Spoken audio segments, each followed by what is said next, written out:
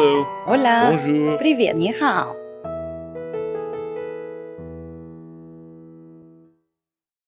Hello and welcome to Language with Chu. It's been a while and I've been doing quite a bit of research recently, and I recently gave a talk at a polyglot gathering about the topic that I'm about to tell you about, and I just had to shorten it so much because I only had half an hour to talk about it. So if you were at the polyglot gathering 2021, you might have already seen the gist of it, but this series of videos will expand on that. If you weren't, then it may all be new, or you may already have some ideas, but it's something that I should tell you straight away, you won't find in linguistics books. You won't even find it when you're talking with friends about language really much, or or any kind of mainstream book about language. It's kind of specific, and it took me a while to find it. Actually, you have to pick at different clues, but basically, it's about the question: could sounds have meaning? Normally, and I'll start with my slideshow in a minute. Normally, you don't think that the letter t, or e, the vowel e, have any intrinsic meaning, right? What does e mean? Well, nothing, right? Well, maybe right now we don't see it like that, but perhaps they had a meaning. In fact, Socrates, so you're talking about Plato's writings, this one was from like 390 BC. There's a really nifty text called Cratylus, where Socrates talks to two philosophers, and they're arguing whether language is purely arbitrary convention, or whether the act of naming things has something to do with reality. So do sounds convey something, right? And he puts it beautifully, actually. He says, well, I think that our ancestors created names, so started naming things, created language, because they were perceiving the essence of things, just as a painter is looking at a landscape, say, and he or she will choose the colors, the materials, the textures to portray what he or she is seeing, right? And it's a way to signify, to represent what he sees about reality. Obviously, the portrait or the drawing is not the object itself, but it tries to catch the essence of what the object is. And he says that basically language could be a bit like that originally people chose certain sounds or certain consonants because they showed the essence of something that would be softer, may have one consonant, something that would be rough may have another one, right? And well, it sounds kind of crazy, but I'm finding more and more that there may be some clues there. So let's begin by looking at this diagram, right? It's very simple. That's how usually linguistics sees the word. Ferdinand de Saussure is a linguist from, he was writing this in 1916, I believe, and he's kind of one of the fathers of linguistics. I myself studied his theory when I was at university, and one of the things he says is that for every word, every sign, you have the signifier, which is the word, the characters, letters, and sounds that you pick to depict that object, and then you have the signified, which is the actual concept or object. So I think of a tree, and I say tree in English, but not in Spanish. In Spanish, it's árbol. So each language would have chosen specific sounds to depict an object, right? So far, so good, and nobody really splits it up. So nobody, as I said, tries to figure out the meaning of the t, the r, etc. So usually we leave it at that. In fact, when you think about nature, there's something very interesting, and is that why would we see that 26 to 100 atoms, depending on who you ask, form all matter in the universe, and 20 amino acids only form life of all kinds, from a plant to a human being? And then in languages, we also have that for each language, there's about 20 consonants and 5 vowels, in average, of course. So each one of them goes on to form bigger organisms. From the atom, you get molecules. From the amino acids, you get proteins, which then compose cells and the bodies and every organism in existence. And then from languages, you start off with those little pieces, letters and sounds, and you end up with entire languages, spoken and written.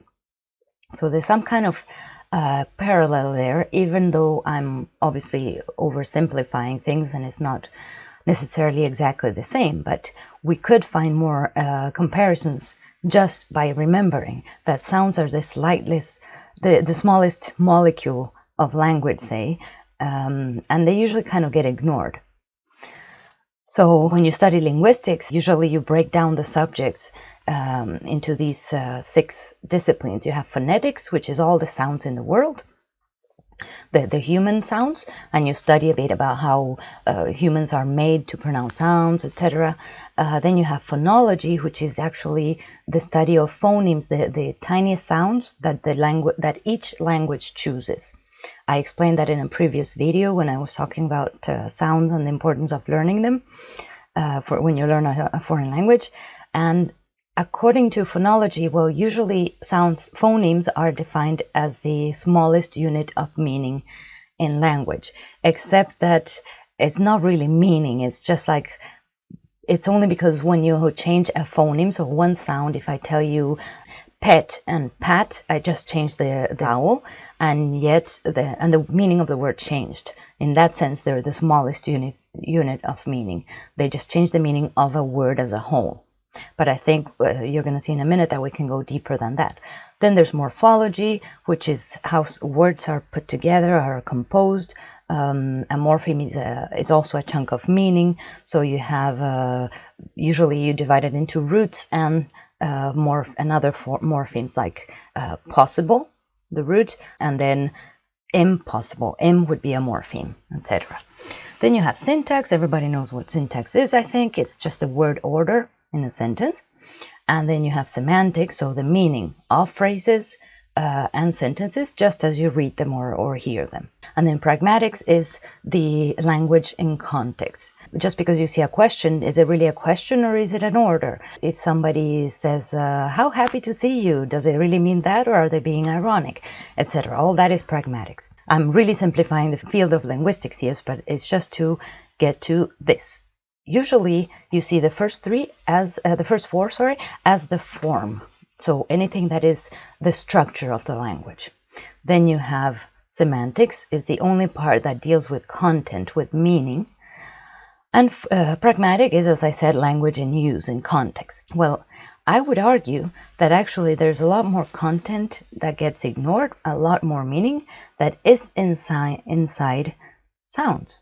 Sounds and morphemes, because morphemes, the chunks of words, are composed of sounds too, and syntax too, because the way you structure a sentence can change meaning. So then how can sounds, the phonemes of each language, have meaning? I think they do. One of the sort of famous experiments with it is by an excellent linguist, Edward Sapir, in 1930. This is after centuries of ignoring the topic. Most linguists, I'll talk about it in another series of videos to show you the progression of these thoughts. Most linguists ignored the idea that any sound could have meaning.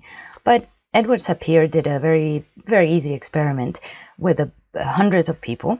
He told them, in a strange land, the word meal and mile mean table. Could you tell me which one is the big table and which one means a small table? Can you guess? Most people guessed, as you probably did, that mal was the big table. Okay, no big deal. Maybe that's a coincidence, right? Then there's another experiment. There's many like this. I'm showing you 2 words, taquete and maluma. They're both shapes, and one of them is spiky, and the other one is a rounded shape. Which one would you say is which? You probably guess right again. Or not right, but you guessed like the majority of the people, and you figured out that taquete was the spiky one and maluma was the rounded one, right? Well, if sounds didn't have any meaning, then it's a bit strange that you find these things universally agreed upon when, in theory, these words are random. I could have said the opposite. Yet 90% of people are choosing the same one. So why? Well, maybe you could say, oh, it's because the ah is a big sound in your mouth. Ah, therefore you associate it with a big table. Yes, but the ah was here too, see, in taquete, so it's not quite as clear-cut. M and L are more rounded. They have a rounded feel. Yeah, okay, maybe that's why. That's it for now. And I'm going to show you 3 studies which I find fascinating, which actually give you more concrete clues about why Socrates may not have been wrong, and words convey the essence of the object. So stay tuned. There's going to be 3 different theories or 3 different works that I'd like to share with you because they're very little known, and I think that you're going to find them fascinating to start exploring this topic. So see you later for more.